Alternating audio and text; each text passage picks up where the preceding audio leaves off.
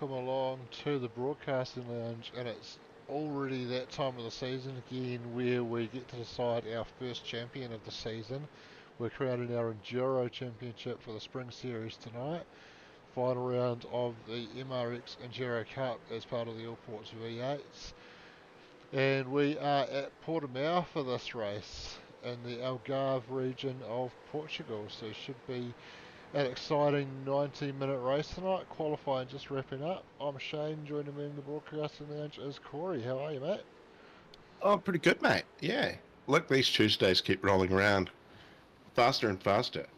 And yeah, Portimao, as it's called as well. Algarve International Raceway. Yeah, let's go for an hour and a half, Shano. Yeah, Hopefully that was exciting enough. that was pretty exciting. Yeah, so endurance racing tonight, and a look at what we've got in store. Unfortunately, we don't have a track map showing there, so this track's been out for a few seasons, but SDK still haven't got us a track map available, which is a bit of a shame. But anyway, Well, we got a good view of it there, Shano, looking down. So we're looking we down do. at it and going up the screen, I believe. And it's coming down. Is that the last corner at the top or the first? First corner at the top, yeah. Oh, there we go. Yeah, it does look like it's got some elevation. Yeah, got So about good amount of elevation change, plenty of undulating corners and very challenging corners over blind crests. Um, was popularised by Formula One's appearance here during the COVID years, when they couldn't race outside of Europe and they needed to fill in their calendar. They came here for a race and had a very exciting race with some rain midway through. And I think I've just heard the last car towing back to the pits and qualified. So the order you see there on your left is going to be our order for the start of this race. So Leon Duncan lining up on pole from Luke Ullman. Bruce Tannock back there in fifth. And I think Corey might be able to tell us a little bit about how our championship order looks. Oh, I'll come Oh, back to you on that one. you're You've normally got all me. over this, Corey. You're I normally am. I've been all over slack. these things. No, I actually was questioning today whether I even had put down the right thing Oh, for the race. You know, yeah, it's been one of those weeks, months, years, even. Yeah, let's go. It's nearly the end. absolutely. So, some cars heading out for the warm-up anyway. 5-minute warm-up. We've got Roger Forbert on track in the Misfits Mustang. On the Discord stream, Shano, all I've got is iRacing. No Okay. overlay. My mistake. I will fix that for you. See, I wouldn't even know if you had me on.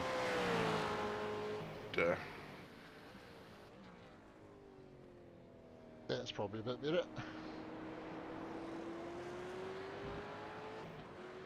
That is. It is very good. At least I can see who we're on. Yeah, absolutely. And even if you've got the old picture-in-picture going, which will be appearing, I believe. Sure will.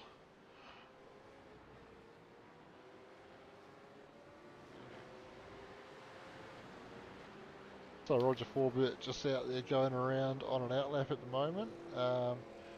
Hopefully he might carry on with a hot lap following this, and we should have time to jump on board and have a look around the circuit, because it is a very, very challenging circuit and very interesting to get on board and have a look. So finally, I had brought up the points, and Sean did mention earlier this week on the Discord about the MRX points. And there is 5 drivers that potentially could take it out tonight, depending on where the other drivers finish in it, I guess you could put it. Bruce Tannock currently sitting on 125 points. Peter Vanderberg sitting on 122. Luke Ullman, so Div 1 rookie. Props to Luke Ullman, he's come up through the ranks, and he's sitting in third, 113. Roger Forbert on 110, and Hogan Shrimpton is sitting on 104. So the next car back there on the graph is on 88. So that's a wee fair drop. So it'd have to be some absolute mayhem. So 70 points for a win. So yeah, and yeah, it's just this is all going to shape up to give us a good final race for the series. Yeah, very exciting. So we have jumped on board with Roger Forbert, and a good person to roll through with, given that he is at the pointy end of the championship. And you can see that double apex right into there, very tricky, and then get the power down just as you finally got traction. Get over that crest, and tries to break loose on you again, and then commit into the apex well before you can see it here. Very late apex in the corner as well, though. Short shifting up to third. Long sweeping left-hander, I think just a small lift of the throttle and then on the brakes again. Tight left-hand hairpin, back to first briefly before short shifting back to second. And then second gear for this sweeping right-hand hairpin. And then get the throttle down and you've got a long double apex, not quite flat right-hander. Get it in there. Absolutely flat out in a Formula 1 car, but fairly sizable lift in a V8 supercar, and coming across the line now to complete a lap of Portimao.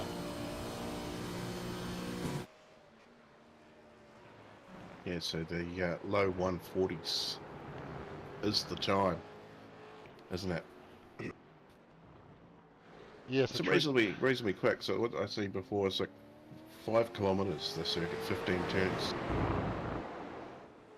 Yeah, fairly lengthy circuit. Common host of MotoGP, of the Portuguese Motorcycle Grand Prix. So yeah, regular on that calendar, and as I mentioned before, did make a one-off appearance on the Formula 1 calendar as well, and provided some very good racing.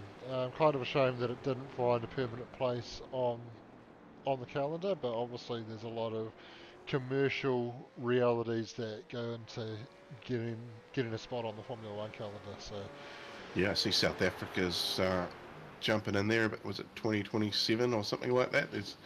That track looked pretty awesome. I can't remember what it yeah, was called off the I top of my head. believe a revamped version of the old Kyalami circuit.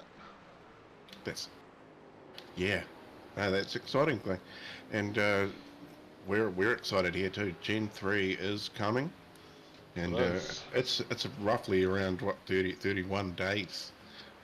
So that's a month really ish.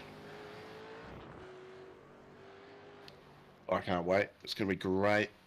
But we've got a few series to wrap up before then, and some announcements on some pretty cool things happening before Christmas. And pretty slack today. Haven't even worried about anything else apart from just making sure I was here in time. Well, at least you got here on time. I'm always on time, early. Well, look at it. We're gritting up. We're excited. Let's go racing. Yeah, that grid filling up now. They'll have 60 seconds to get on the grid because they had a warm up. They don't get the full 2 minutes. That's occasionally something that can catch guys out if they've forgotten about that. So hopefully they all get on there. Looks like most of those spots starting to fill up now.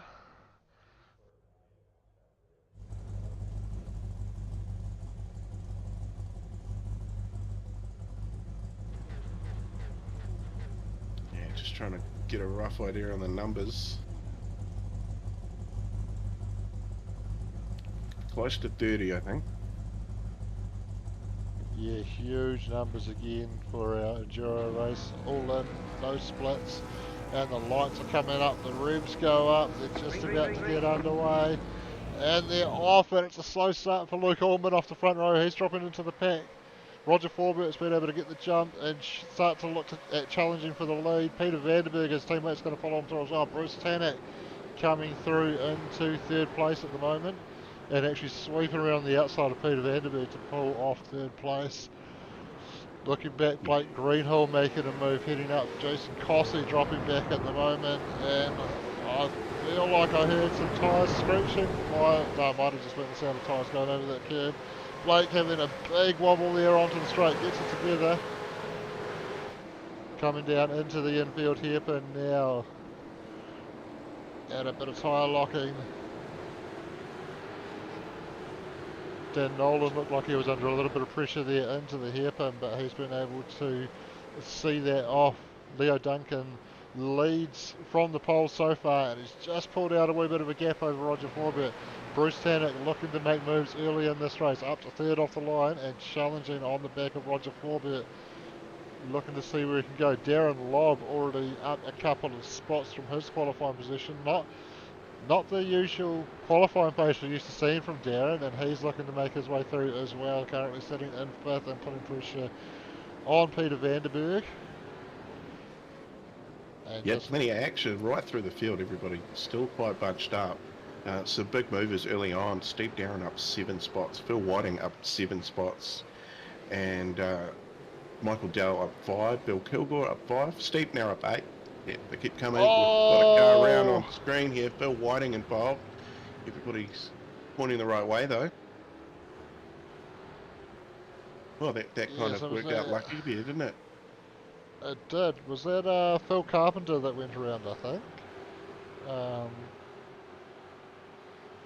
Doesn't look like it's brought up any data, so I don't think we're going to be able to go there and have a look at that one. But Leo Duncan's driven the perfect first lap. Still got Roger Forbert within a second of him though, but I think Roger's focus at the moment is going to be behind him on this guy, Bruce Tannock, who got an absolute ripper start. As big lock up there for Roger Forbert. He's run a little bit wide. That's allowed Bruce to get on the back of him, but he just had a little bit of a wiggle getting that power down. A little bit too keen to get that right pedal to the floor, and just saw him drop back a little bit. He got a bit too excited when he saw his opportunity there, and now he has to just think a little bit about Peter Vanderberg and his mirrors.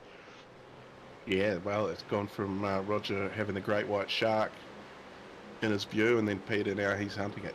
He's hunting the great white shark. Bruce Tannock, current leader, who of the champion, Darren Lobb, having a look here on Vanderberg as well now. Luke Allman, Tip 1 rookie too this season, doing very well. So he's third in the championship. So he's still up the pointy end of it where he needs to be. So everybody whose cards are on the table tonight are all there to play. Yeah, Luke doing a fantastic job in qualifying to put it on the front row. Unfortunately, not getting the conversion off the line and drop back into the pack. Currently sitting down in 6th. He'll be looking to see if he can make some of those spots back. But Peter Vanderberg's defending a little bit from Darren Lobb. Darren's able to get alongside. He's going to have to go the long way around, but he's actually going to clear him before he even gets to the braking zone. So very clean move for Darren. I wonder if rather than a defensive move from Peter, that might have been a little bit of, I'm not really too keen on having Darren right under my rear wing. I know I'm probably not racing him in this one, so I'm just going to ease down on the gas and let him go.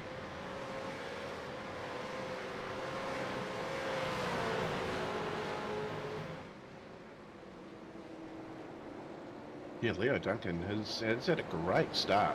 So he's got a 1 second lead now over Roger Forbert, who they're in a wee bit of a battle. And here we go back here to Kelman Bukowski. Yeah, so Kelman's not a name I'm familiar with. I assume he runs in Div 2? Yeah, so he's a newcomer this season, Kelman Bukowski. I think is Beckersy. We've nobody's told us any different. Actually had it come up before a stream last night. I'd been calling somebody something for the whole time. That's how I thought his name was set. And yeah, apparently I'd been told a couple of times it's not that. But I've got it right now, Ross Buchan. Buchan. Oh, I did it again. It's hard when you pick up a name. It's hard to drop what you think it is if nobody tells you any different. Yeah, absolutely. And then someone tells you different, and you can't get into the habit of changing it, and then you forget about it.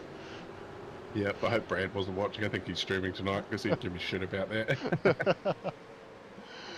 Michael Dowell putting a bit of pressure on Dan Nolan at the moment as well. Actually, very tight battles here. Ross Watson with Jason Costy all over the back of him. Jason's going to pull out on the run towards turn 1.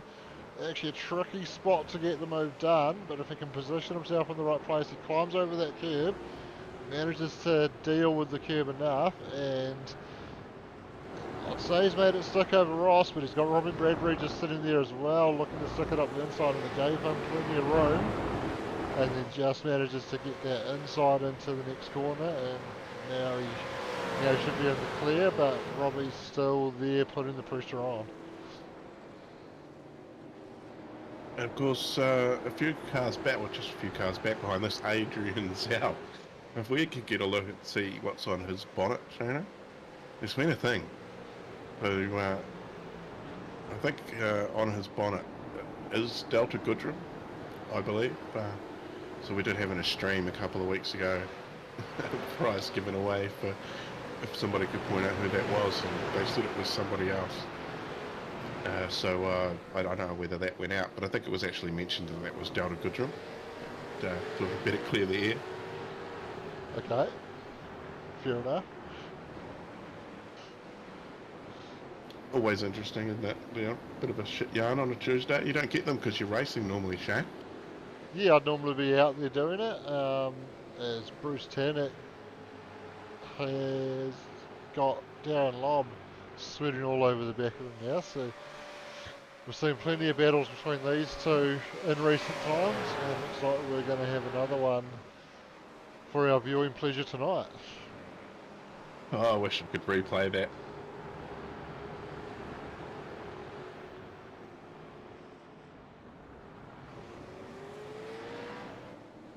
Oh, this is so that's bunching up too. These guys now. So I don't know. Bruce is not being a traffic jam. Look, no Leon out there tonight either. So I think he's out celebrating tonight. Big dive from Darren Lobb. Yeah, I did notice that Leon's name was missing from the list tonight, as Darren's been able to pull off that dive. He went deep into the corner, but managed to get back down to the inside before Bruce could try and sneak it up there. Yeah, it is Leon's wedding anniversary, first wedding anniversary today, isn't it? So I feel like that's gone incredibly quickly. Yeah, so big congratulations to Laura. She got through 1 year of being married to Leon. And of course, Wearcrafter is Laura, and we appreciate her for supporting the Race of the Week sponsors over the years. And yeah, so we wish them well today. They can have a drink, put their feet up. Hopefully they're not sitting there watching this. We'll play it back to you, mate. Do you reckon Leon was planning on racing tonight, and then Laura went, "What do you mean you're going to be on that thing on our anniversary?" Oh yeah, I don't know. I don't know. Sim racing can be quite addictive, I've heard. It can. Yeah. You can't just take things away from people that are addicted to it. It's cruel. But to be fair, I do know that Laura is very supportive of Leon's sim racing addiction, so I would imagine he just decided to do the right thing and spend the evening with her. I'm sure they've probably gone out somewhere to celebrate. Steve Darren not having a great time with it out there. I did see a photo of Leon today with quite a bit of fizzy. So he's chips and fizz. And Steve Darren, he's parking it up, has he? Yeah, I think he did say he might not be racing at all tonight. He wasn't a big fan of the track, wasn't really gelling with it. He's just had his sim in pieces as well, doing some renovations, and has only just got it partially back together, so I think that's probably a factor as well, and looks like he's decided to call it a night. Yeah, well, you've got to get it all how you like it, or it's not going to be much fun, is it? So hopefully Steve gets it all set up how he needs to, and he'll be back out, I bet, real soon. Here we go. We're on here with Tim Volk, and he's running around in 17th, is he? Yeah. Yeah, he's 17th. He's got Grant Bristow half a second up the road from him at the moment.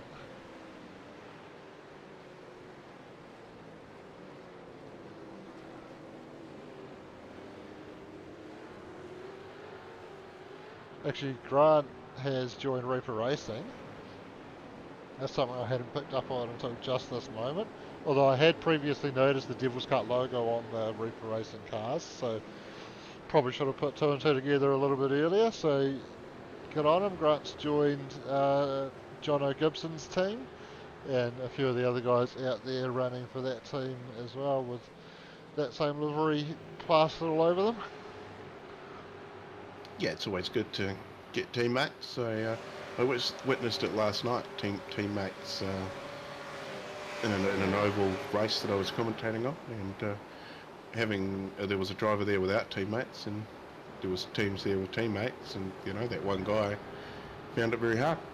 So that's just a sign of it. It's always good to bounce stuff off, but this whole community overall, Shano, was pretty good. If anybody sings out needing anything, there's always somebody out there willing to help, and one of those people is MRX Racing's. You know, they're on board with us for this endurance series, and I believe there's some specials on aluminium to be had this month. Oh!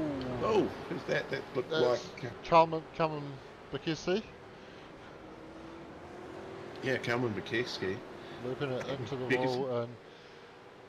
Yeah, no front bar there, so maybe in for a fast repair. Yeah, that's a shame, because that's a very beautiful car he's got there. Tribute to the old Mobile 1 HSV Peter Brock car with the 05 on the side. Yes, I got Stefan Adams, who's just going around him there. Got him up 12 spots, so he's now into 20th. It's a slow car up in front. Who's that up there?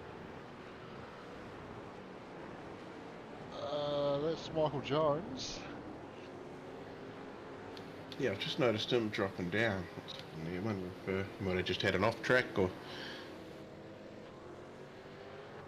Yeah, down 2 positions, and up in front of him, Jono Gibson. He's down 7, so not the best start for Jono. Yeah, Jono having a bit of a rough run so far, but plenty of time to get back into it. He's got Trent Bennett way up the road now, but Trent's up 14 spots. As someone's just had a little spin there, it's a jigsaw car, it's Dan Nolan. So Dan Nolan having a wee moment and getting back into it now. We can have another look at the Kalman Bakissi crash. So coming through the hairpin, and he just squeezes that throttle a little bit much and hits the arm collar on the inside. Obviously took the mounting points off the front bar there, and as he's done the flick spin to get back going, it's just flowing off. How's it going, Nico? Nico joining in the chat. Wonder if we'll be seeing the MRX safety car. Well, that is a possibility. I was going to bring that up when you mentioned, Nick, that we might be seeing him out in the MRX Camaro safety car, as Dan Nolan has a little bit of a brake lock there. And we can go and see what happened to Dan as well. So we caught the tail end of this live, so he's in a bit of a battle. Misfits car alongside him and just gets hit by the Digital Bogans car there. I think that might have been Jason Cossey, and I did notice because he crashed in around the same spot. He's down 7 spots, so I wonder if something had happened there. Yeah, it looks like it is Jason, and I think he's just redressed this. So yeah, so he's just pulled to the outside, slowed up, and waited for Dan to get there. So he's recognised that he messed that one up, got it wrong, and he is now behind Dan. So I think, yeah, we're just going to see here, Dan finally gets to him and he just pulls over and lets him go. So good on you, Jason. We all make mistakes, but good to see that you've owned that one and given the spot back. Yeah, that's good sportsmanship. That's what we'll call that. Yeah, she's nice and warm in the commentary box here in the broadcasting lounge, Nico. Almost a bit too warm, but that's alright. Yeah, well, it gets warm when you get excited, and we're excited because we're V8 racing. It's Tuesday night. It's always exciting. There's always a good battle going on, and everybody's still pretty close together. We've got a good battle going here. Phil Whiting. Yeah, Phil Whiting up the inside on Bill Kilgour. Speaking of names that you pronounced one way the whole time and then found out that it's wrong. Yes, that is another one. Yeah, and it's nice that somebody come out and told you. And they're still side by side. And of course, speaking of Bill Kilgour, actually, let's go and say it on the SuperCars NZ community page. Is it him? Yeah. Oh! Yeah. Now, we will see good sportsmanship here because we know Bill is a good sportsman. And there we go, he slowed up. So that's another sign of it. But yeah, so go out there. You can get on the SuperCars NZ community page, and Steve Darren has got a trade me auction up for the SuperCars NZ hat, signed by none other than Bill Kilgore. Yeah. And yeah, you can get on Trade Me, and I think it's got 250 on it. If that doesn't sell at 250, then it's going to go up for auction next week. But somebody comes out and buys it for 250, you can get your signature on it. There's still time in November for the Bill Kilgore hat to make a little more. Somebody's got to get out there with 250 bucks and buy it before the ad runs out, though. So if you're watching this, or if you're watching this later in the future, this is in the past, yeah, get on the SuperCars NZ community Facebook page, look for that auction, head on over to Trade Me, and get amongst it. Doing it for November, men's mental health, testicular cancer and prostate cancer. And yeah, I say it November in and November out, that sim racing is one thing that helps out your mental health. So there's my mental health rant for the evening, Shano. But Movember, if you want to donate for me, yeah, you can find that somewhere on the SuperCars NZ page. I'm heading up the SuperCars NZ team. We're versing KSR and BRA. I talked to Xavier last night. He hasn't done much, but I know KSR and myself are pretty close at the moment. I'm on 250 raised, and there's a few guys in here I'd like to say cheers to, but we'll wait for a little bit for that. So Roger Forbert just dropped a couple of positions on that last lap. It looked like maybe he was letting his teammate Peter Vanderberg go. I think his pace has just dropped off a little bit, so he might have used a bit too much of his tyres in the early stages. That he let Peter Vanderberg get around him and got Bruce Tannock, and then Luke Ullman was just able to sneak by a couple of corners later as well, and Luke putting pressure on Peter Vanderberg currently as well, so showing very good pace after the slow start, settling into it now and looking to get on with it.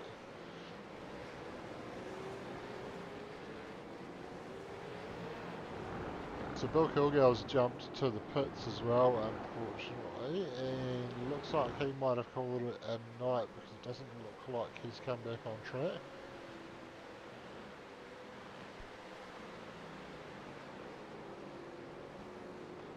Timing tower playing up for me. Trent Bennett up 19.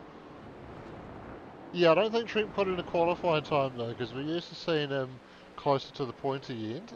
So I would say whether he often, especially on the practice nights on Monday, likes to start off the back. I don't know whether he's decided to have a go at that intentionally tonight, or if he just wasn't able to put a lap together in qualifying. But either way, it looks like he's making his way through from the back.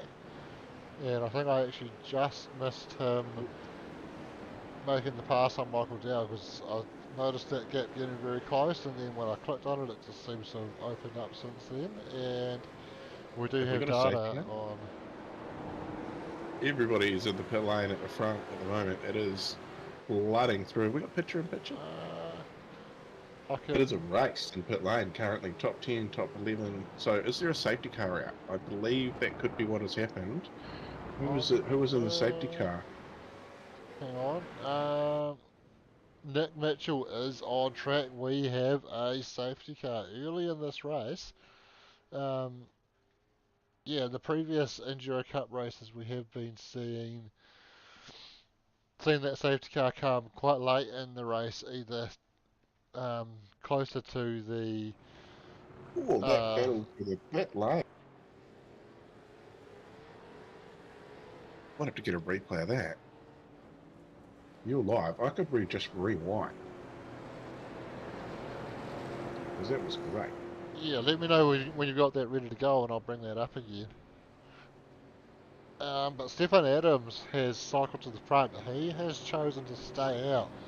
So that's an interesting strategy. 20 minutes into the race, obviously a little way short of that 1/3 mark, but I believe the pit window would be open. So very interesting that he has chosen not to take the opportunity to come in and get some fresh tyres and some fuel in the car.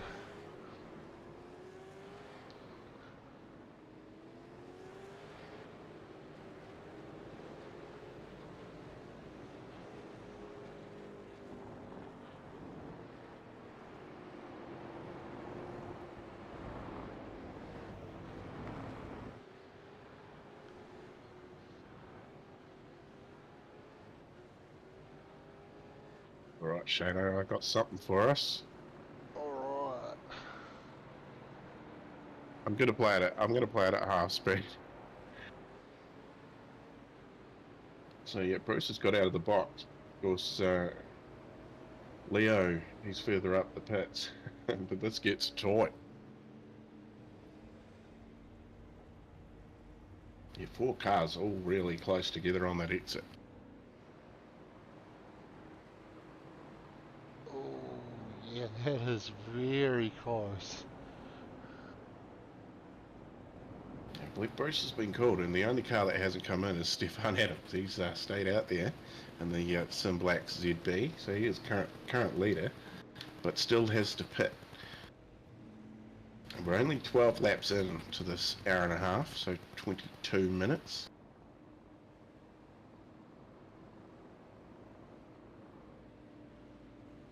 Yeah, so still a long way to go.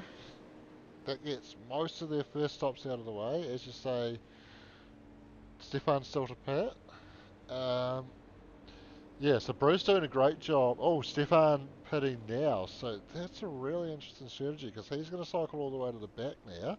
But he's going to have a little bit more fuel in. And Chris Zalewski actually also hadn't pitted, but he was a little bit more buried in the pack. But he's choosing to come in now and get that stopped out as well. So, yeah, so I think, had we seen a little bit of an issue from Stefan earlier? He may not have seen the safety car announcement that would have come out, and may not have heard it on the comms. Could be any reason, and just missed his pit bay that time around, and that's just how it ended for him. But there's still another lap behind the safety car for these 2 cars anyway. They'll get back up behind the field, and he'll have to fight back through for all those places.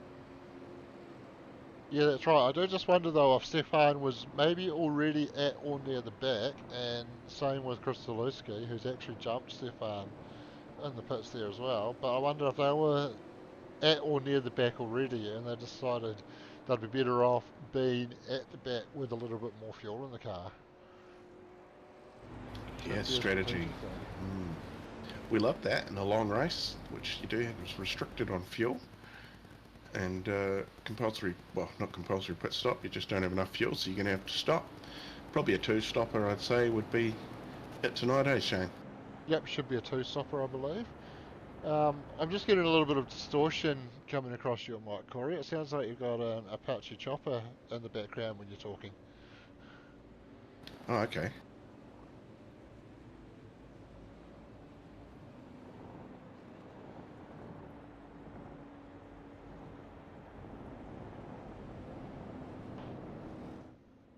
Anyway, so Bruce Tanek moves to the front with Stefan having taken that pit stop, and he's going to have control. So he's done a great job in the pits to jump up at least a couple of spots. I think he was third when the safety car was called. So I would assume, looking at the numbers, he's got 2 seconds less stationary time than Darren Lobb, about zero.8 of a second less than Leo Duncan. So I think he's just short fueled a little bit, stopped that fuel, and I think Leo tried to do the same thing when he saw Bruce coming, tried to react to Bruce coming down the lane and get out ahead of him, and he just wasn't quite able to time it right, and Bruce was able to get ahead as Nick Mitchell peels away from the pack, so he's going to make his way back into pit lane, and they'll get the green flag, and Bruce Tanek is going to have control of the field once they get that green flag. It's up to him when he goes. They can overlap from the apex of the final corner, but they can't pass until they get to the start-finish line. So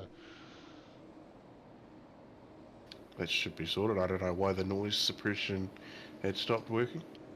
yeah, that sounds much better now. Was it like that the whole race? 'Cause It had been coming and going a little bit, but it was certainly much more noticeable just in those last few minutes as Bruce puts the foot down now, gets underway, and he's had a great restart. We're going to have 3 wide here involving Peter Vanderberg, Roger Forbert and Luke Ullman. Got a draft in there, Luke tucking into the draft. It's spreading out behind. We might get a 4 wide moment here. Almost matching the 5 wide we had at. Oh, as Roger goes around and he's going to drop. all the way to the back. He has to sit and watch everybody go around before he can rejoin.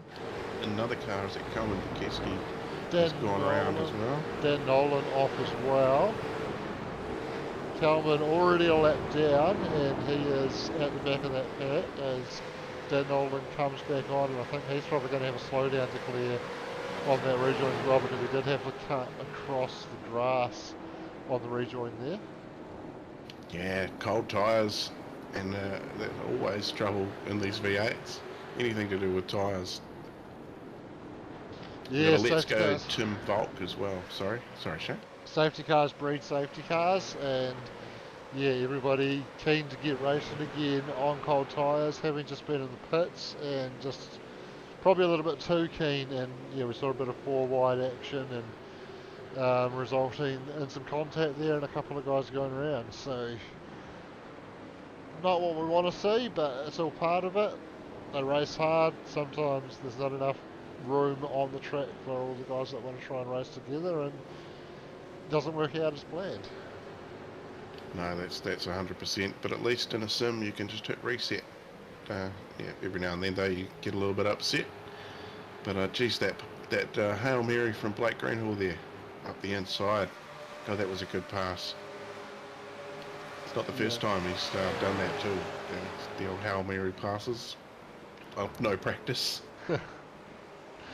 Yeah, Blake's got Luke Ullman all over the back of him now, so Luke dropping back off that restart. So the start wasn't great for Luke, the restart also wasn't great, and now he's going to look to move forward again.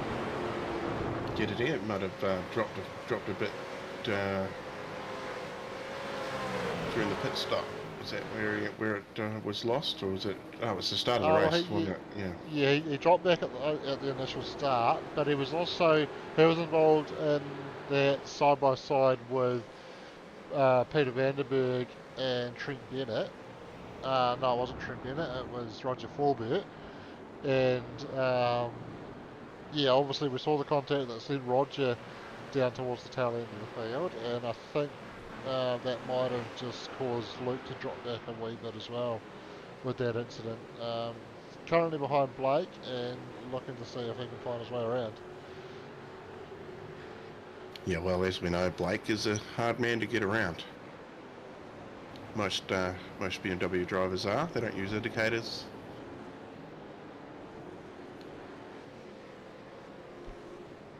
Yeah, I was going to say I don't think this Mustang is fitted with indicators, but actually the supercars in real life are fitted with indicators.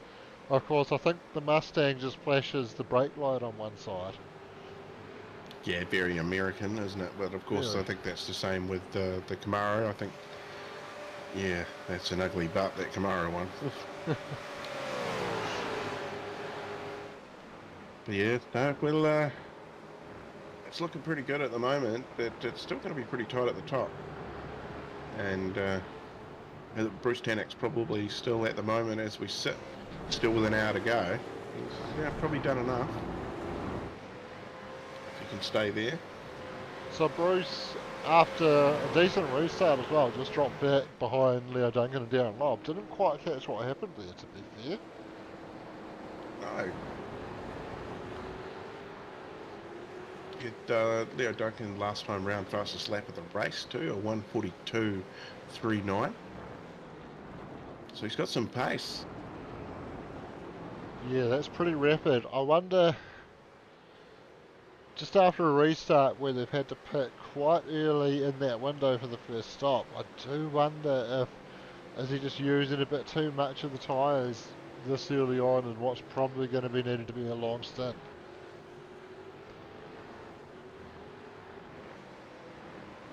Yeah, well, they've all just, everybody's now on fresh tyres. Everybody's had their first pit stop of the night. Although saying to me Andrew Johnston hasn't, but I believe he probably has. Yep, I've got Andrew Johnson showing as having made a pit stop. Lap 11 with just about everybody else.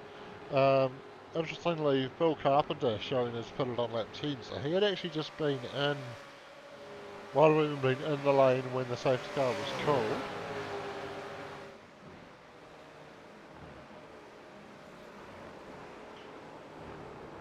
Yeah, Oh, that's a very lucky place to be.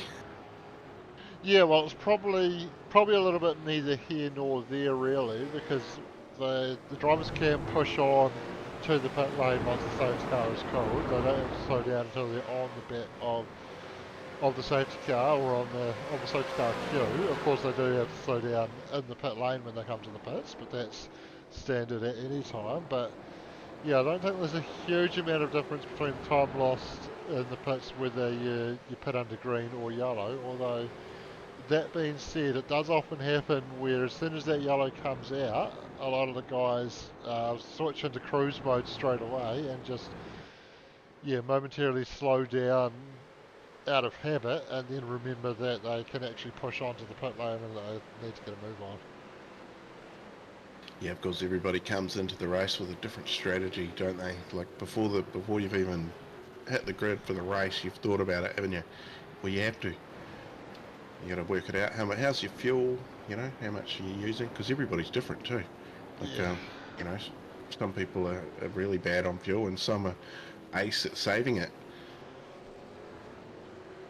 And fuel saving Some can win you a like race, can't it? Sorry, Shane. absolutely. Some like this guy who actually, I think Blake must have had a little bit of a moment there because he's just dropped back a fair bit from where he was. Oh, yeah, he's had an off track. So Blake Greenhill going off track.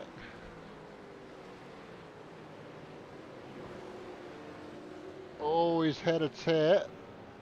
Loops around. Does make the fence as well.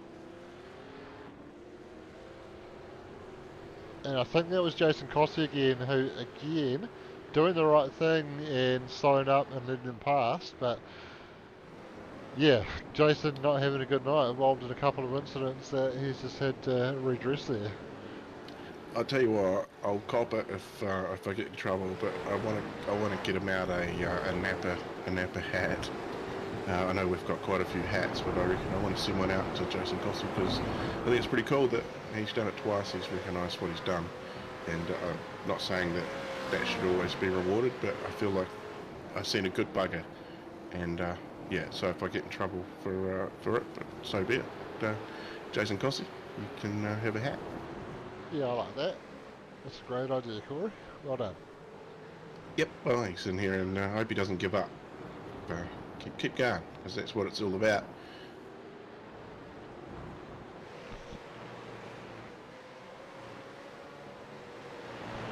Absolutely. Apologise for the late delay there. I had to mute my mic for a massive yawn.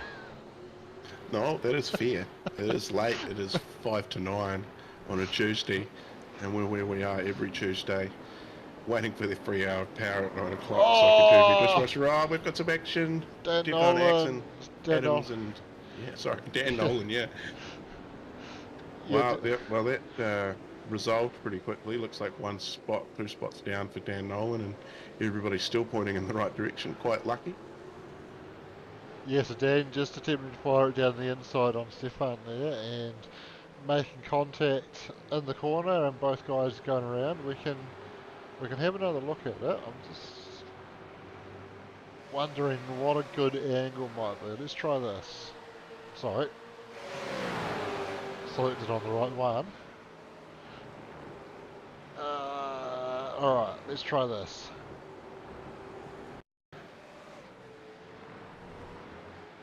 So Dan, from quite a way back, has a big lunge. Gets a long way down there, but he was locked up and understeering. And the key part is you need to be in control of your car, and I don't know that Dan quite was. So Stefan might not call it in because it hasn't resulted in, or it's resulted in a natural redress, I guess, where Dan looped it as well and ended up behind them. But I think if Stefan does call it in, I would say Dan's probably going to be taking a trip through the pit lane for that one, unfortunately. Everybody seems to still be revving up for what was a pretty rowdy final round at Adelaide in the weekend in the V8s. Well, the final race, Saturday was a bit of a snooze fest, and then Sunday they were like, oh well, we don't need these cars anymore, let's wreck them. It was a bit like that. There was some pretty impulsive stuff happening from fans and drivers, to be fair. Just remember, everybody's out there is just trying to do their best. And we can appreciate that, like this man who's won himself a hat for just generally being a good bugger. I can't say the C word, because he is, good, yeah, I love it. And he's back in a battle here with Blake Greenhill, and we know he's also a good bugger. Yeah, and I can confirm we will see you next Tuesday, but don't go anywhere yet. We've got a lot more racing on this Tuesday. Yeah, next Tuesday off to Spa, Shano, and we're getting up the pointy end of the Allports Spring Series, and action aplenty this week too. We've got the HPR Series on Thursday, Shane. Yeah, we sure do. I should be able to tell you where we're heading, but I don't. I can't, don't know. Got him. Yeah, you got me at the start, but I got you back.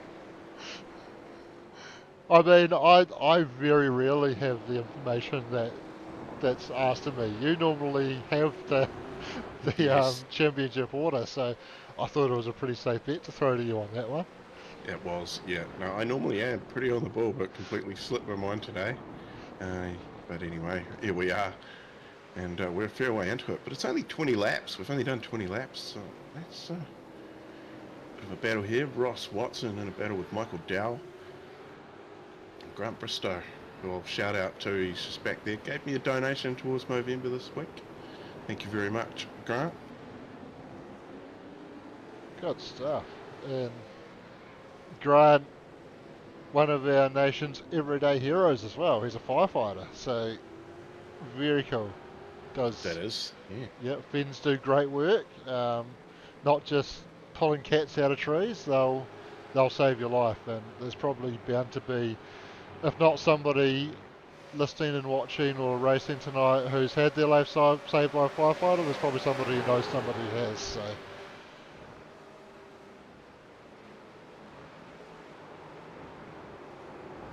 Yeah, no, that's, you're 100% on it there, Shano. And he's out here enjoying it, having a good time, and I believe he was at the Bathurst and cooked some really awesome meat for you boys. Yeah, and whether it's up for debate whether it was his fault the alarm went off or not, but someone invited one of Grant's colleagues along, indirectly. Yes, I heard about that. Actually, excitement too. Absolutely. So Ross is having a bit of a lock-up at the apex of the hairpin there and losing out to Michael Dowell. Tell you what, Shano, we got a couple of misfits. They're in 9th and 10th. Trent Benet and Scott McKenzie. Sorry, yeah, I can't think of a fancy way to say your name, Scott. Scottish McKenzie even. Yes, they're up 22 and 23 spots respectively, so it's about a fairly good haul. Only, well, near on halfway in this race. Yeah, closing in on halfway. Not too far away from that marker now, so also probably not too far away from when they'll be starting to think about that second stop. Obviously, the first one came a little bit early, so my strategy normally is try and split it into three. So for these enduros, that would obviously be half an hour, half an hour, half an hour. But they only got 20 minutes before the safety car was called, and they all came in when that safety car came out. So they've only managed to get 20 minutes in the first stint, so they're going to have to extend somewhere. Do they split the rest of the race in half and come in at about 55 minutes, or do they stretch this out to that 1 hour mark? Do they stretch the final stint out to an hour and come in at 50 minutes gone? We're going to have to wait and see what they'll do. Yeah, we just had a couple of misfits cars coming together. Oh, we had one on screen. We're talking about them. They've had a bit of a tough road before, but Ross Watson was in there. There was a good tussle for positions going on here. Oh, that is unlucky. Yeah, teammate on teammate. That's never a nice feeling when you've taken out your teammate. Yeah, do you reckon there'll be another safety car, Shane? Ooh, well, let's see, eh? There could be. Probably depends how Nick and Sean are feeling, really. Yeah, well, I wonder if we can pull pull Sean in and maybe pick his brain at how, pick how's the vibe and race control sort of thing.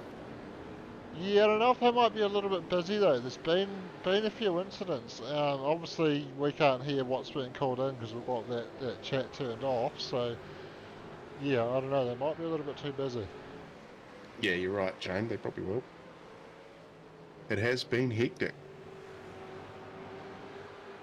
and it's still going on here. Blake Greenhall gonna take advantage of another one that's gone wide.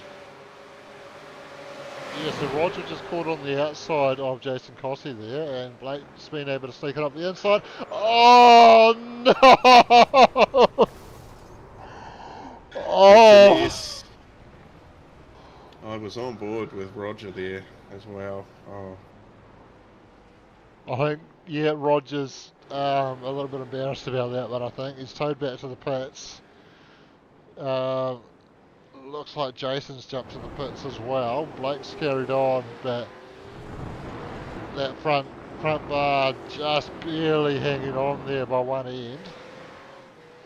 yeah, I think I just having a look back. It looks like he got caught out with the braking marker. Maybe each driver sort of feeling it a little differently, and just a little bit later than the car in front of him, and there, it's the result. A trip to the kitty litter with a bit of wool.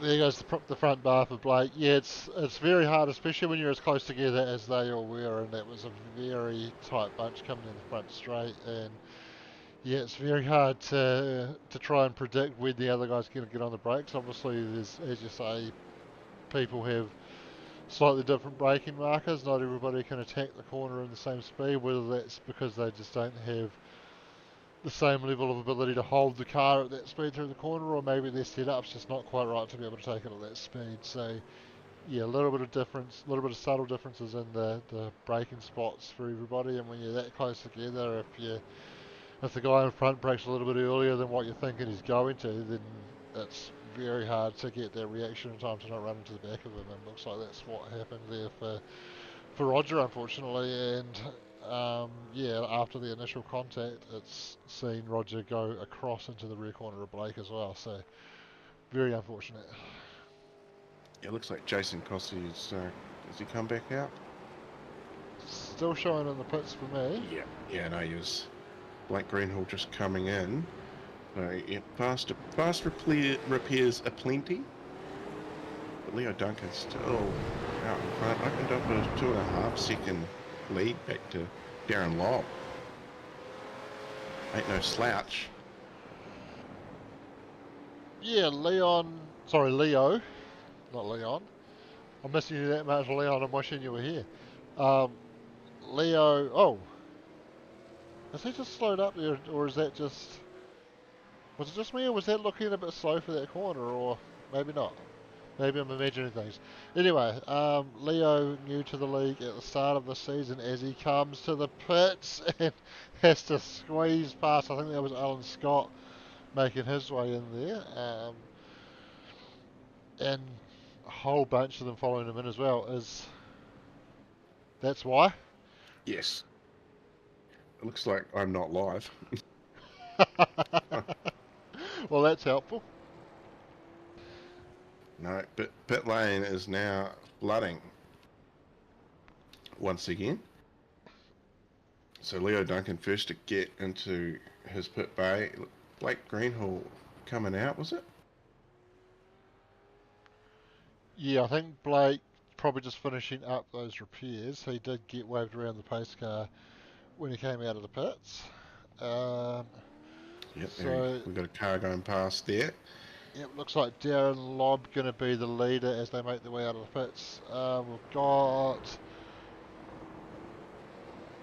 might have been a lapped car that I saw coming down the pit straight, not having pitted.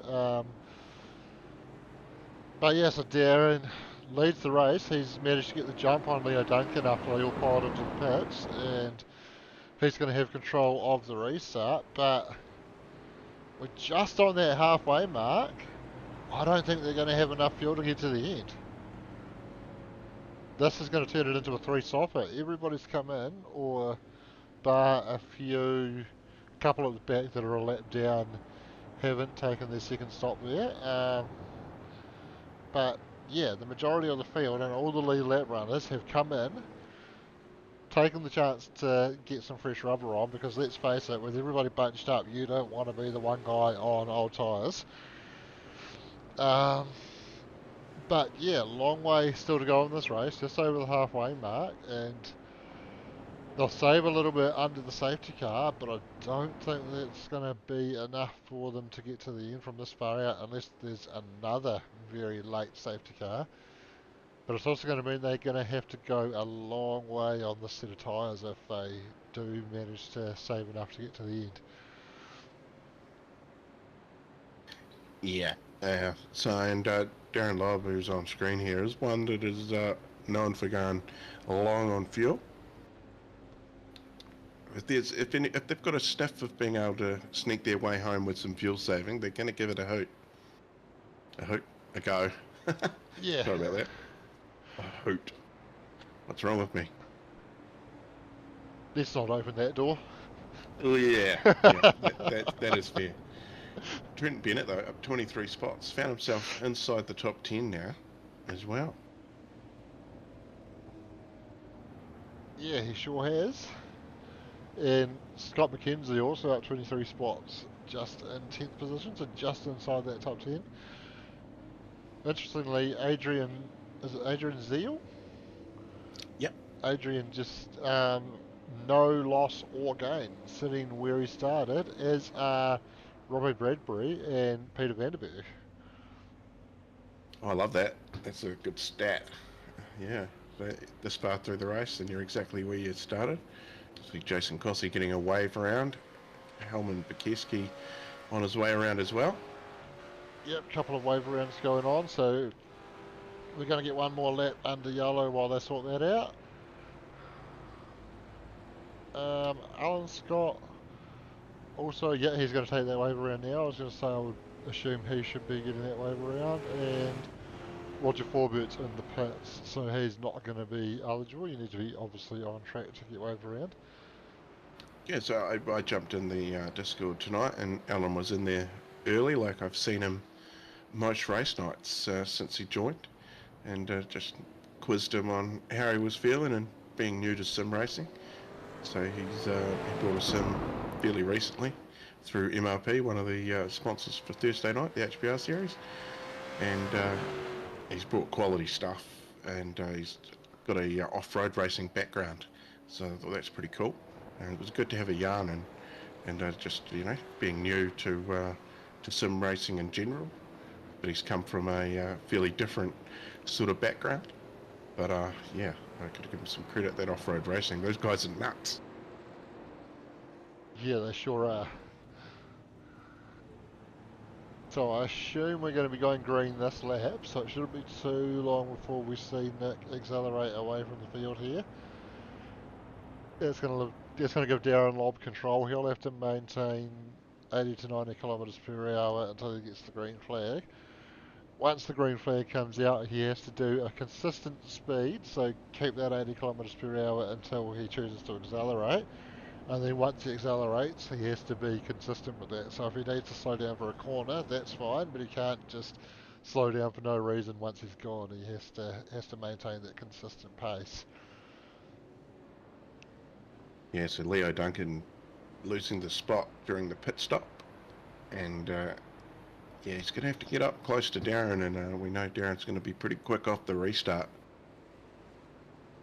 Along with Bruce, he's always on the money, and those two are probably together somewhere.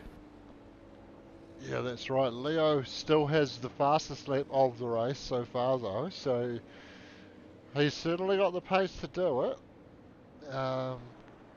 Just depends on whether we've seen everything Darren's got to give, or if he's got another gear that he can find there to hold Leo off. And of course, even if Leo is a bit faster, at peak pace. It's one thing to be faster, it's a whole other thing to find a way around a fast car. Yeah, especially a fast car that's fairly wide. Absolutely, and we know that Darren will defend like his life depends on it, and he'll probably be in a Discord channel with Bruce as well, and there will potentially be a little bit of cooperation between the two of them, and even as far as I would say Darren's probably going to give him a heads up when he's going to go, but maybe not, because Bruce wasn't pulling out a line ready to get that drive over Leo, but he's certainly been able to match Leo's reaction time. So, oh, bit of a touch. I think Leo was coming across on Bruce on the straight there, but they've been able to manage that without it ending in disaster. And Bruce has been able to find a way around. And Leo coming under pressure now from Peter Vanderberg. Peter thought about a move down the inside, thought better of it in the end. Michael Gunstone making a move on Trent Bennett. Trent just able to get back up the inside of this corner and hold on to that spot. A little bit of 3 wide in behind. I think that was involving Scott McKenzie. Oh, a lock up there for Trent Bennett.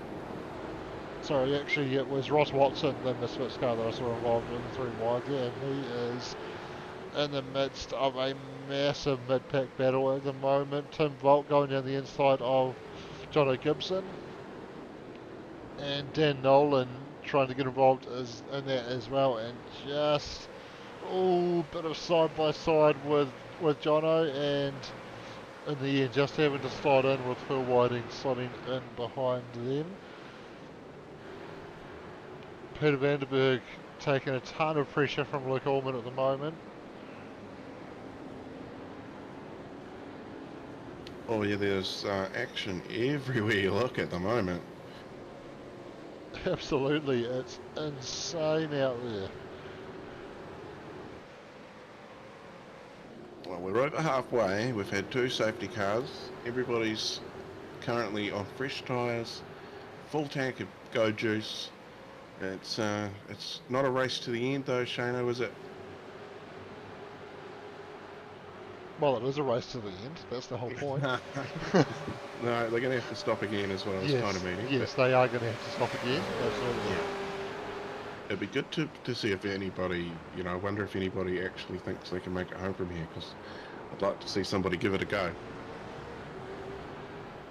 Well, if anybody's going to do it, I would put good money on this guy. Yeah, light foot Balaki.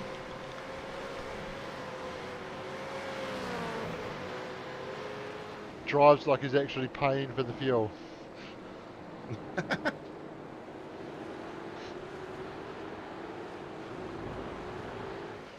And yet, still manages to get pretty good pace as well, even while he's fuel saving.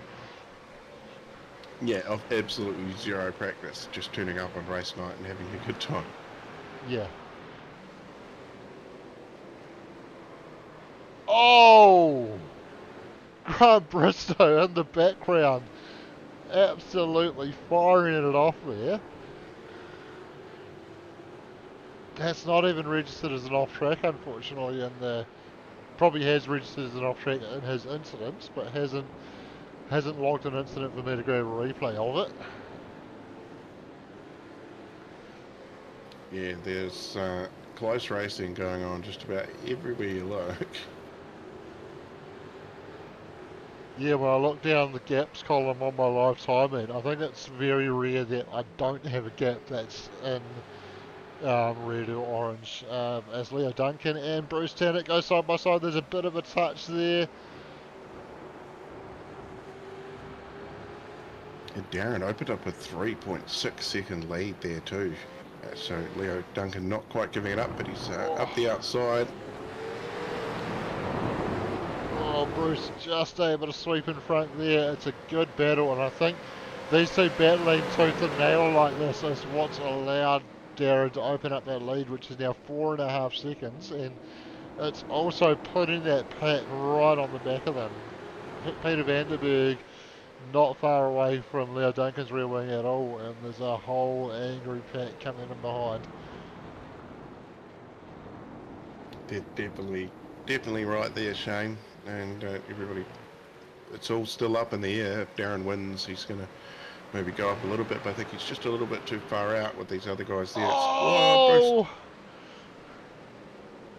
Oh! It was a touch. And I believe a redress here too, is he? He's giving it up the spot or still pushing? Still pushing. I think he's gone on with the pass, Leo. And oh, there's more of a touch. This is getting pretty chaotic. It's, to be honest, I think it started with that bump on the restart as, oh, Robbie Bradbury just getting a touch there and taken to the infield. I think all that between Leo and Bruce probably started with that contact we saw on the restart, and I think there's just been a bit of tit for tat return serves following on from that.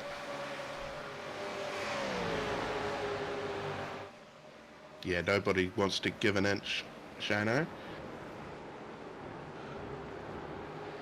Yeah, elbows out as we close out this MRX Endurance Series, and a special thank you to Nick and the team at MRX for backing us. Whoa. Michael Dell almost into the back of Scott McKenzie there.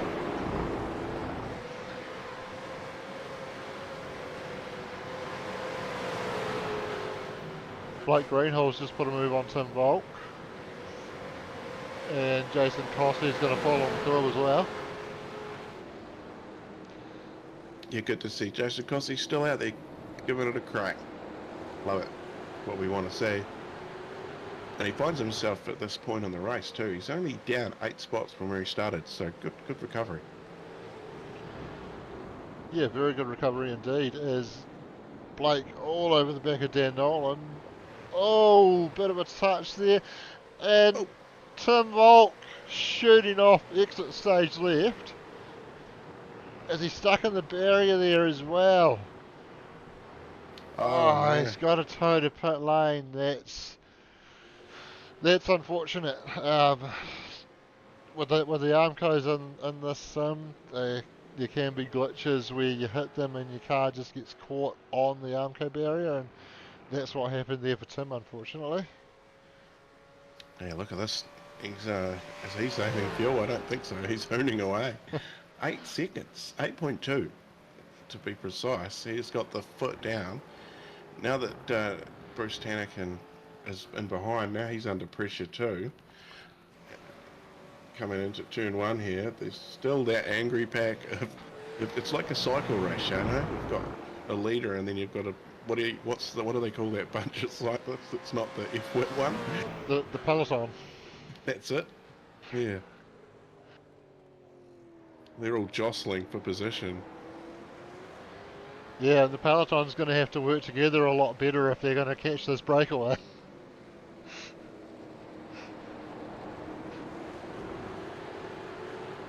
Yeah, well, is there any advantage in drafting? I don't think these cars they are good. Are they good for drafting? They are, aren't they? Yeah.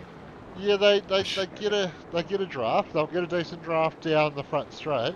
There is a little bit of a trade-off as well in that they will lose a fair bit of downforce off that front splitter when they're behind another car. So yeah, a little bit of a trade-off there, but I would say in the overall scheme of things around this track, the straight's probably long enough to cancel that out, and yeah, probably slightly quicker with a draft than without it. Yeah, but at the moment, Darren Lobb's doing 43s, 143.65 last time by, and this pack behind are all 145s, but of course they're all fighting for position. So defending, they're not necessarily got their head down. 10 seconds that gap now opened up at the front for Darren. Briefly. Yeah, so that's massive in, what's it been, about 10 minutes, probably just over 10 minutes since the safety car came in, as Bruce and Peter Vandenberg go side by side. Bruce able to hold on to the spot there. Duncan's got Luke Allman all over the back of him at the moment. Tell you what, Shane, if I was in this pack of cars right now, I'd probably damn near think about coming in with half an hour to go. I reckon that we're around that time now where people are going to be able to get home, aren't we? Yeah, they should comfortably be able to get home from here, as there's a touch between Peter and Bruce. Wow. Something about this track, or maybe it is just that they've all watched the guys on Sunday doing it in the real things, and they've just decided I can race like that too. But certainly plenty of incidents tonight. Oh! As Scott McKenzie and Adrian Zeal come together, sorry, no, apologies Scott, it was, I think, Ross Watson. No, it might not have been Ross either, I'm lost. Yeah, that's okay. It was a Misfits car anyway, and Adrian Zeal. You've got Adrian Zeal crash come up in data. Yeah, I've got that data, so we might be able to pick it apart in more detail if we go and have a look at it. It was 503, so I got it right the first time. It was Scott McKenzie, and well, I don't know where Scott was supposed to go there. No, it's kind of hard when a car is in front of you like that. Yeah. That's one thing you got to think about while sim racing. You've got to be looking in your mirrors everywhere, because a car can come from anywhere at any time. Yeah, that's right. And all I'll say is if Scott went any further left, he was going to be in the gravel. So,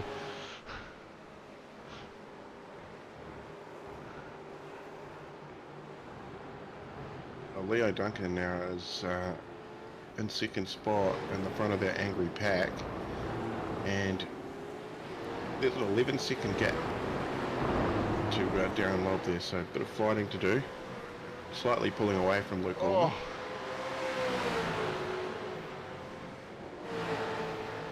Adrian Zeal just had a bit of a loose moment on the exit of turn 3 there. And Blake Greenhill and Grant Bristow going side by side. Jason Cossey just in behind. Still, Blake and Jason haven't been far separated most of this night, have they?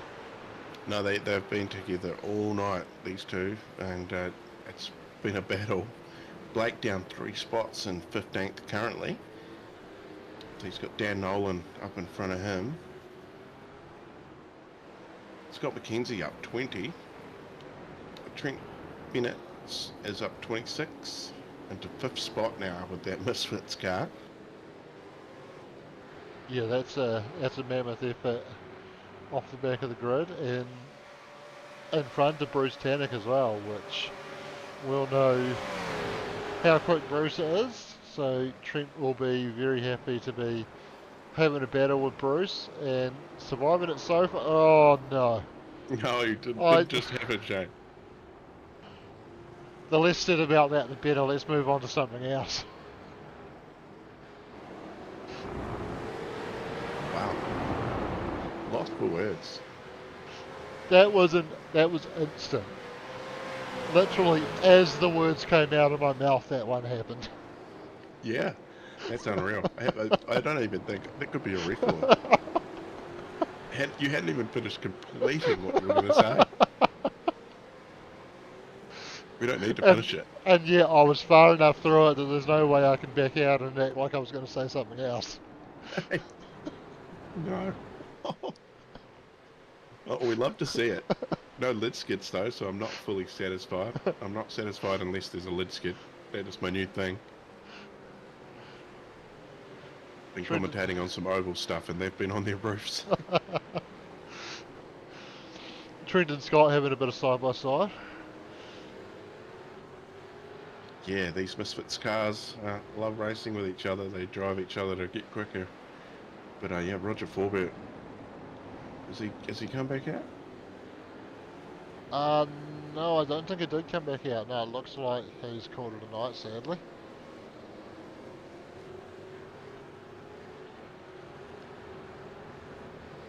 Yeah, looks like we've still got 24 cars running, I think. We've got 25 still running.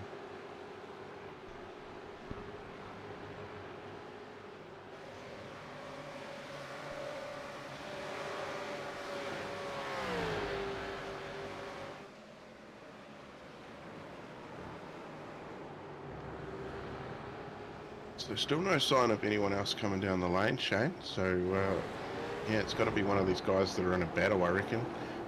And is anyone thinking of any sort of undercut? Because I don't know if you can undercut a 10-second lead. Yeah, I think Darren's pretty safe from any sort of undercut there.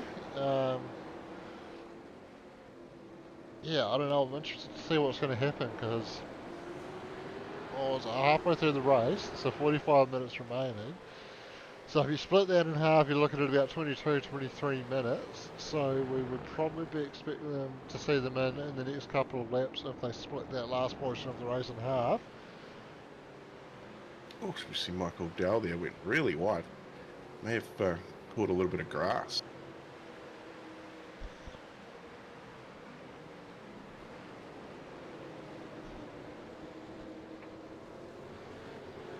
Johnny Gibson it is there. I was trying to work out who that was that gets the job done. Yep, Taking sure is. advantage. Yeah, Reaper Racing, Johnny Gibson. The Dr. Death. And yeah, I had the pleasure of meeting Jono. He won the bucket that travelled with me halfway up the island. Well, it went all the way from Christchurch to Christchurch to Auckland and back to Cambridge before I got rid of it. Yeah, very cool. Shame he didn't make a detour through Taranaki and I could have met somewhere to claim it, but anyway. Yeah, no, that's a wee bit far out.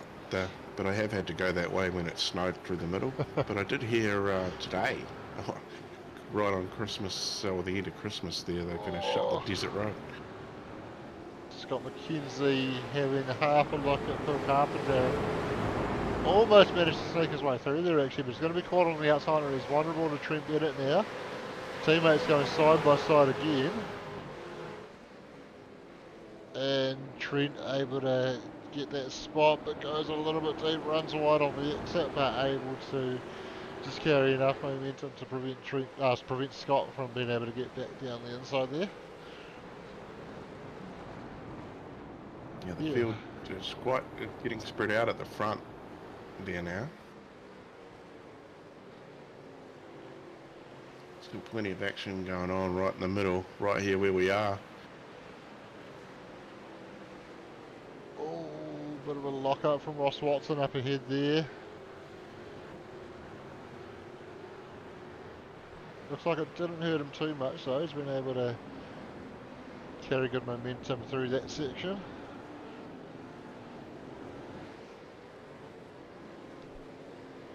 So after all of that, Scott McKenzie is our biggest mover. They're up 20.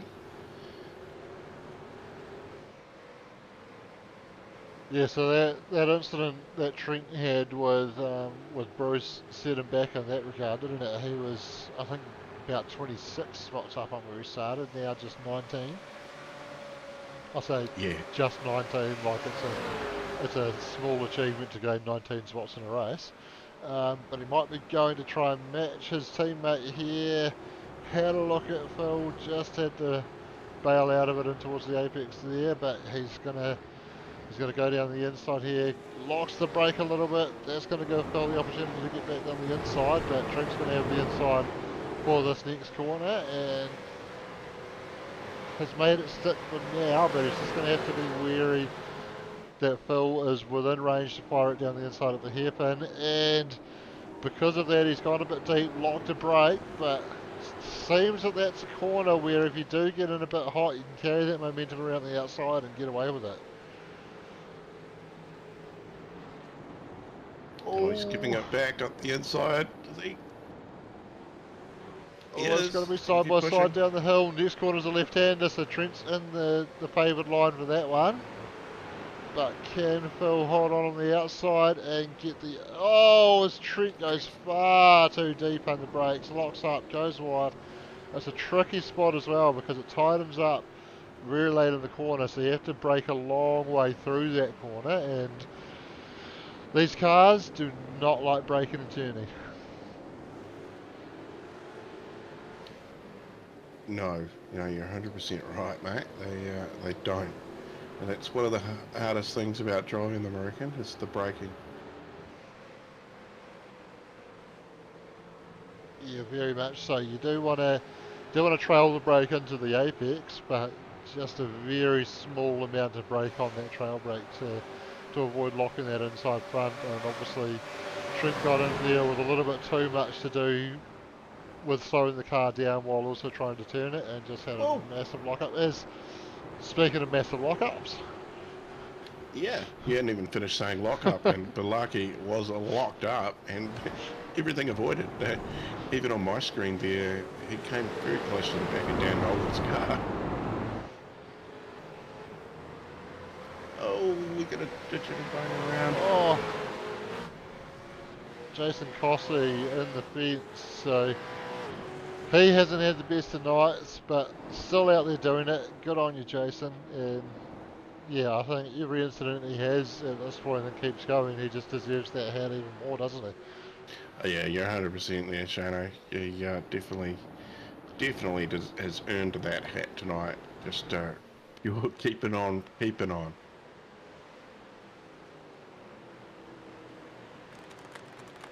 Woo! So we're inside 20 minutes to go.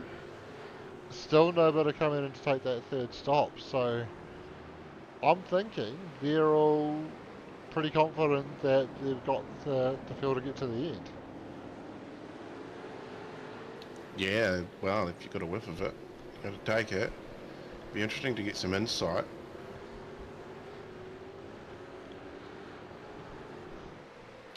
I might sneak away, get some insight. Very cool. Corey Kitchen going into roaming pit reporter mode.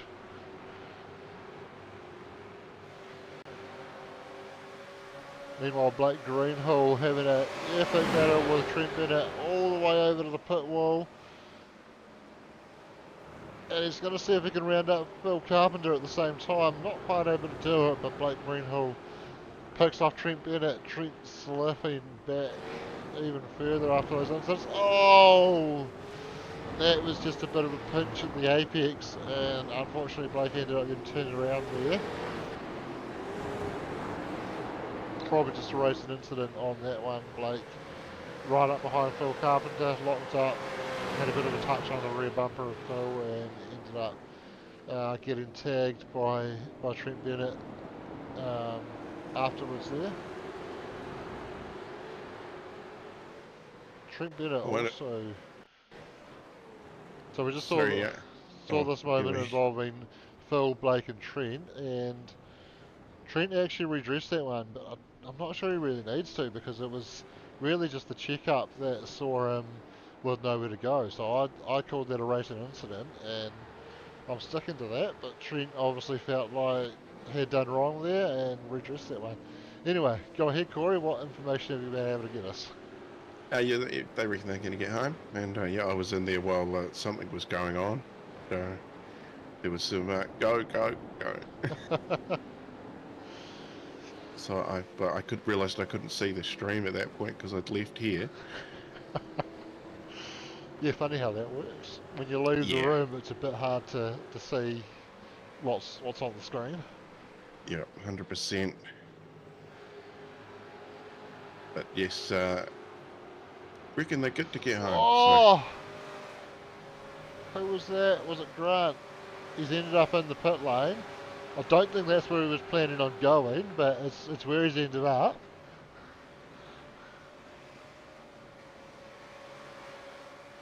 And I think we can catch it here. I just caught it in the corner of the screen. I saw him getting loose, and sure enough, it resulted in him firing across the road. And yeah, by the time he's gathered it up, he's behind the pit wall, and really no choice but to carry on into the pits. yeah, you may have parked it up, I think. Certainly stopped in his box and went up on the jacks, and still sitting there. So it's a bit longer than a fast repair and a set of tyres. What's that there in that picture there, Shane? That car at the front. Doesn't look like anyone's in there, but he's on the lane. Not in the car though, so that's a false call. Shut up, Corey. Yeah, not in the car. I think because he's been in the car, it's always going to keep it there until he leaves the server now. So So Grant is coming back out now. So in there for 51 seconds, so I think what happened is as he's come across the line there out of control, he probably hadn't scrubbed enough speed off and just got a speeding and pits penalty.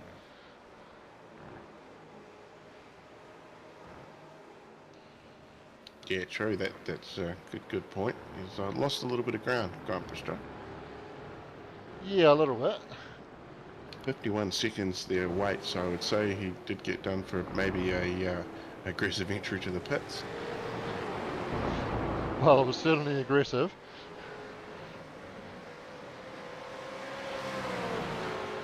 Dylan Radford, good racing, nice to see. Yeah, it's been pretty serious all race. Over an hour so far. Under 15 minutes to go now though, Shano.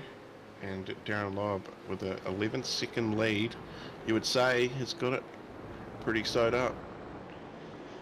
Yeah, I would certainly say he has. Nearly 12 seconds now, and yeah, 13 minutes to go. It's going to take an absolutely mammoth effort for anybody to catch him now, and I mean, Leo's been able to separate himself from that battle towards the front a wee while ago, and hasn't really been able to make any significant inroads on Darren. So I would say this is Leo's true pace that we're seeing, and yeah, I don't see any reason why Darren's going to suddenly slow down unless he has a bit of a moment out there. Yeah, ever so slightly quicker over the last lap, but not enough to really make too much of a difference. So maybe, yeah, it's very minimal. And not the biggest track, being over only like 4.59 kilometres, I think. We'll go with that. I think that's the number that came to my head. So Peter Vanderberg putting pressure on Bruce Tannock at the moment. Yeah, battle for 4th and 5th. Bruce is up one spot. Peter's down one spot. He wants it back. Yeah, he sure does. And interesting, in the not too distant past, we've been used to seeing Bruce right at the front of these races. Sorry, normally out front. He's had some good races with Darren Lobb when Darren's decided to come along. Darren's been here more regularly the last couple of seasons, but what we've also seen is Bruce being challenged a lot more by some of these long-time guys that have been around the league, started out in Div 2, worked their way up, and got to this level now where, and I'm not at all suggesting that Bruce is any slower than he's ever been, but these guys that have worked their way up, the Peter Vanderbergs, the Roger Forberts, the Trent Bennetts, these guys have put in incredible work, and I do realise that they were all Misfits cars that I just rounded off there as well. But there's certainly some big names that come to mind. Leon Ware's another one actually that was in Div 2 not too long ago and has worked his way up. And these guys put in incredible work and have seen incredible reward from it, and are really getting to grips with these supercars and able to race at the front of a field which contains some of the best guys in New Zealand at driving these cars in iRacing. Yeah, I'm with you there. That's a very good call. And that's what these big all-in races are about, mixing it up. Get some guys out of their comfort zone. We've got some guys coming down the pit lane though, Shane. Have they gone over the incident limit? I believe they have. That'll be what it is. We see a drive-through for these guys, or they've been told off and given a drive-through by race control.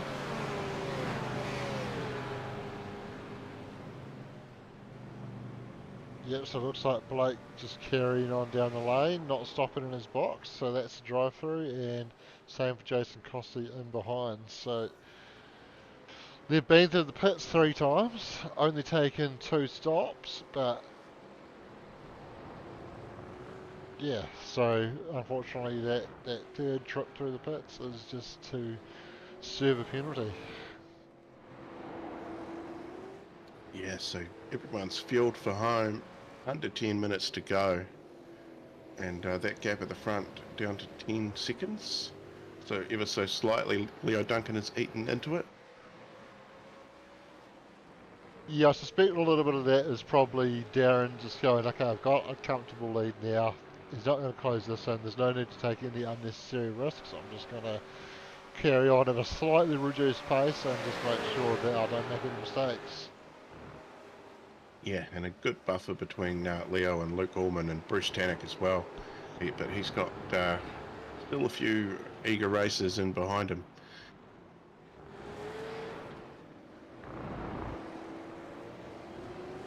Well, there's eager racers all the way through this field, isn't there? Yeah, they've spread out a little bit now. Everybody's sort of gotten into their positions, or they're still trying to fight back from having some unfortunate... Here we go, we're going to go around the outside, probably a bit hard there.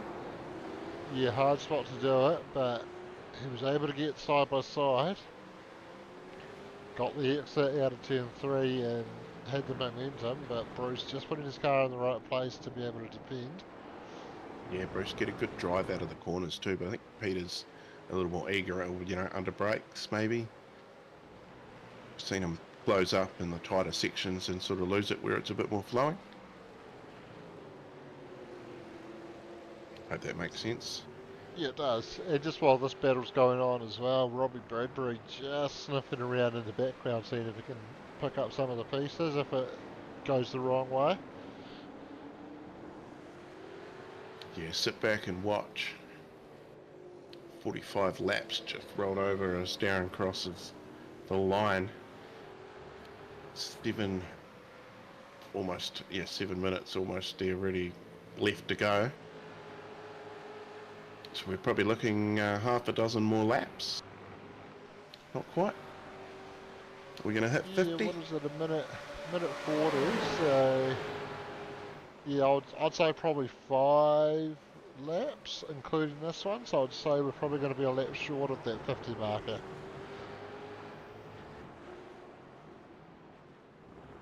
Ooh, Robbie's just had a thought about going down the inside on Peter there, but tuck back into line. This is where Peter's able to get through that corner nicely, where we saw him get side by side with Bruce a lap earlier on this run, but not quite close enough here. Bruce taking a late apex through the hairpin though. Oh, this championship is still anyone's game, I think. We're going to have to wait until just after the race to find out where this goes, but couldn't have scripted it any better. Yeah, the great thing is iRacing will automatically take the results as soon as they're uploaded into the system and calculate all the points for us. So as soon as the results are official and uploaded into the iRacing system, we'll then be able to go in and see who is our champion for the MRX Enduro Cup.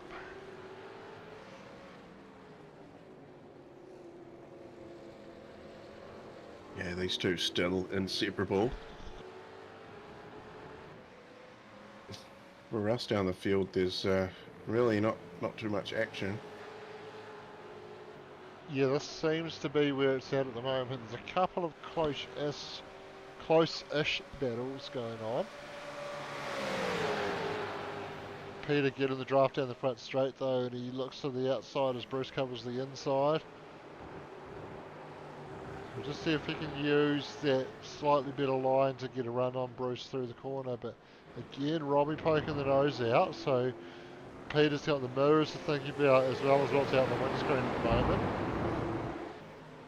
He'll be wanting to keep the eyes forward, and he's closer to Bruce than he was a lap ago, but still not as close as he was a couple of laps ago, and not close enough to have a dive down the inside. That gap at the front now, down to 9 seconds, Shane. Nearly into the 8s. Yeah, it's coming down slowly, isn't it? But it's going to need to be a lot quicker if Leo's going to have any thought of challenging for the lead. Yeah, not very much difference. Well, there's a second difference between the two in the last lap. Leo a second quicker just under a second. And yeah, Luke Coleman a little bit quicker than the pair of them as well, but he's now 4.8 seconds back from Leo Duncan too.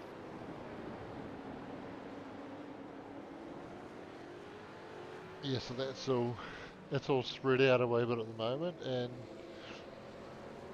yeah, this is not even the battle for the podium, battle for just off the podium, but these guys are racing hard for 4th place. Yeah, so as it sits at the moment, Luke Coleman is on 113 points. Bruce Tanak is on 125. So these are the two names where it could swing either way, but I'm not sure on how much the difference is between 2nd and 4th. I don't think it'll be enough. It'll be very tight. But I think it's merely just a couple of points difference, isn't it? Oh, I'm really not sure on that one.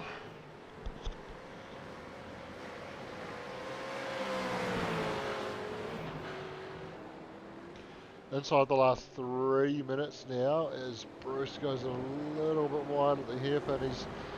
He's been taking that later apex there, which I think might just make him a little bit vulnerable if Peter's able to get enough momentum into that corner to stick a nose down the inside. Yeah, so Peter Vandenberg's another name that's up there too. Just looking at the scoring, as it sits, Luke Coleman would score 64 points. And Darren Lobb Bruce Tanak is in 4th. Is he? Yeah. Yep, 4th. Yeah, so it's only one behind. So yeah, that's it's only 2 points difference. So yeah, Bruce is probably looking pretty good at the moment. To remind us what the gap in the championship coming into tonight was.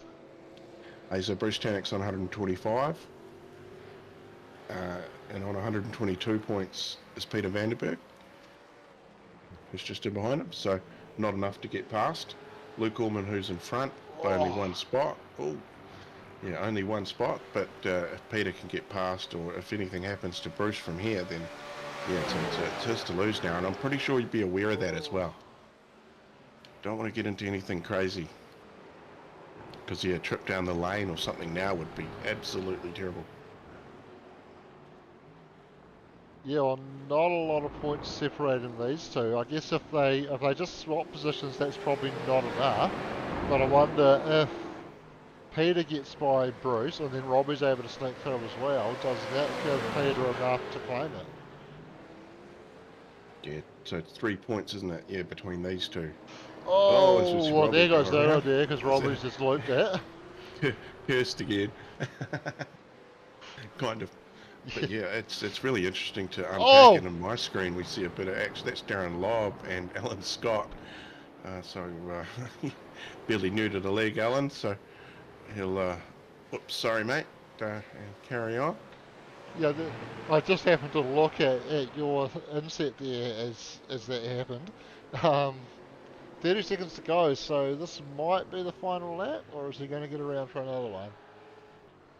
I think he might just get around for another one, actually. Yeah, but 47, almost 48, so the next one will be the 49th, will it? Yeah. We almost get to 50. See Darren coming up and crossing the line. Very close to 50. Darren comes across the line to take the white flag now. And Peter Vandenberg is sniffing. It was side by side momentarily on this lap again. Bruce immediately moves over to cover that inside line. Peter looking to see if he can get the better line through turn 1. Bruce came back across but wasn't able to quite get back to the racing line.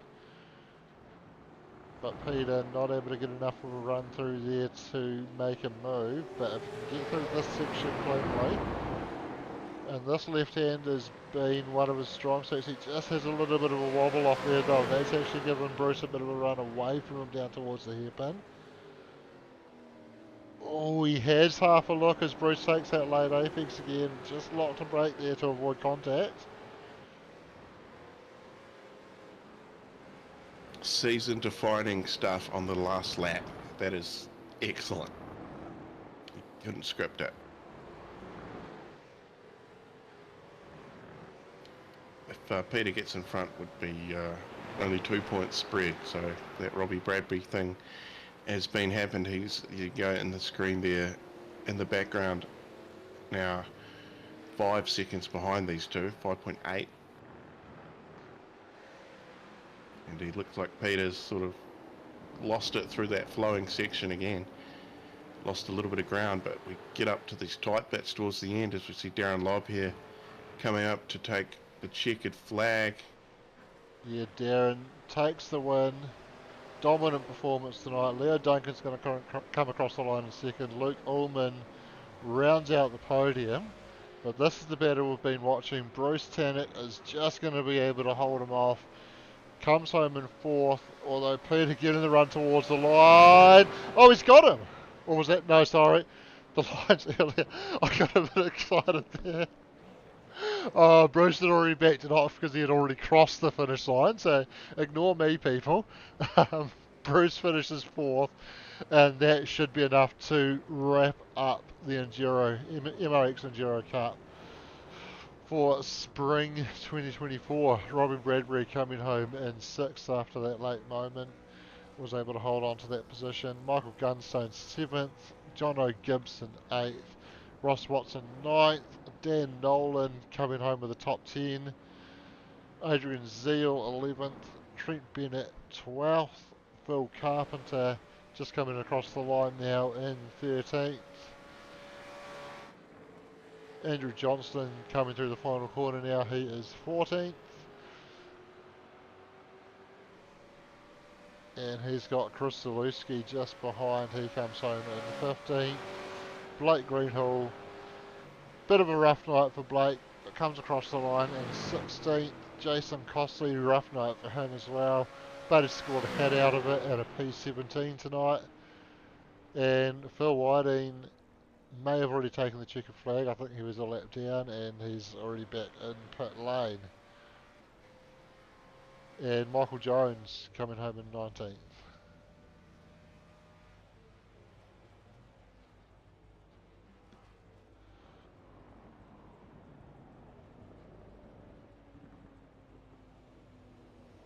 So that was an exciting race.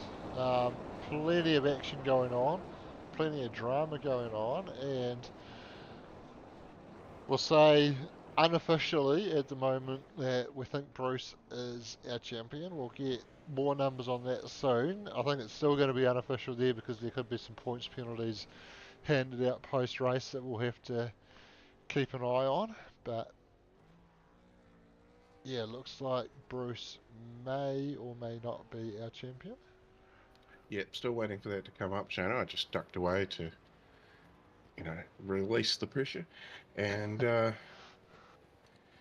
yeah, there's still nothing there yet. But I'd say he's done enough with the 2 point spread and the points there. It does drop away, I think, a little the further down you get. Here we go. I just got the notification saying it's ready to be looked at. Oh, here we go.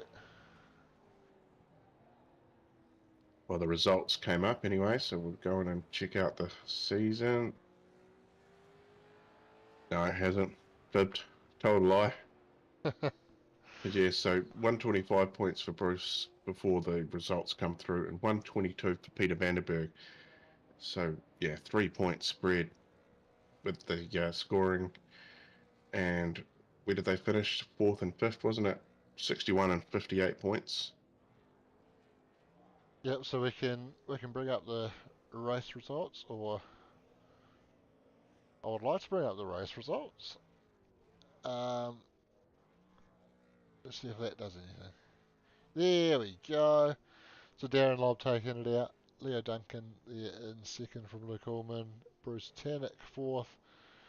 Peter Vanderberg fifth. And then Robert Bradbury, Michael Gunstone, John Gibson, Ross Watson, and Dan Nolan rounds out the top 10. But yeah, so Peter fifth, Bruce fourth. So that that gap stretches, and Luke's come home in third ahead of Bruce, but I don't think that's going to give him enough points to jump ahead of Bruce, is it? No, I don't think it's enough. Yeah. No. Yep. So the points have come through. All right. So the champion is Bruce Tannock on 186 points. Peter Vanderberg second on 180. Luke Gorman 177. Darren Lobb managed to get up into the top five into 140 points. Robbie Bradbury 130. Roger Forbert on 121. Daniel Nolan 117. Well done on the top 10, Dan. Ross Watson 108. And Johnny Gibson 107. And Hogan Shrimpton rounds out the top 10 with 104. And I can't bring up Hogan's name on the screen because he wasn't in tonight. No, and winners, Darren Lobb winning 2 of the races and Leon Ware being the other winner. But looks like he only turned up to race for 1 of the races. Yeah, so that wraps up our Enduro Cup then, and we can confirm still unofficially that Bruce Tannock is our champion because, as I said, there may be some penalties to come through yet. While we did have live race control, drivers do still have the ability to submit a ticket through Discord, so we'll have to keep an eye on that and see if anything comes through that might result in a points penalty for Bruce. That would obviously then affect that result. But currently, on unofficial results, Bruce Tannock is our MRX Enduro Cup champion, and I'm sure he will be very happy with that. I'd say so, yes. So nobody waiting in the waiting room. Yeah, unfortunately, it would have been nice to have a chat to Bruce off the back of him wrapping up that championship, but I guess he's got somewhere else to be, so that's alright. We'll move on and wrap it up. So big thanks to MRX Race Sims for sponsoring the 3 Enduro rounds this season in the Allports V8s. Once again, MRX backing that MRX Enduro Cup, which they've been involved with for I think about 3 or 4 seasons consecutively now. So that's very cool to see, and we appreciate the support from MRX there. Race control scoring has ended.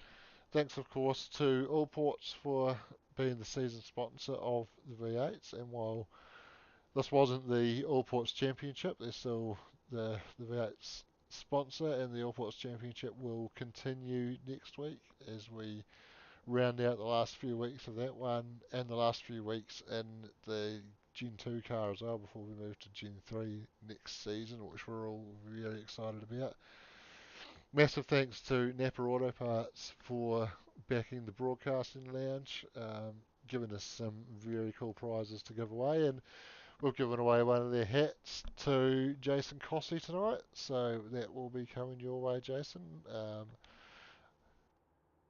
Let the admin team know your details, or I'm sure somebody will chase you up for some details if Leon hasn't already sent you something in the past and already got your address on file. Big thanks, Corey, for joining me in the lounge tonight. Yeah, you're welcome, mate. It's always a blast, and nothing makes me happier than seeing the end of a championship go pretty down to the wire, we'll call it, because that could have gone any way. That was awesome. Love it. We love to see it. Yeah, that was really cool. And of course, get on to Facebook and find the details for Corey's Movember campaign there and get in behind that. And thanks everybody at home for joining us tonight for what was a fantastic Enduro race in the V8s here at Portimao. We will catch you all next time. Up the Black Caps.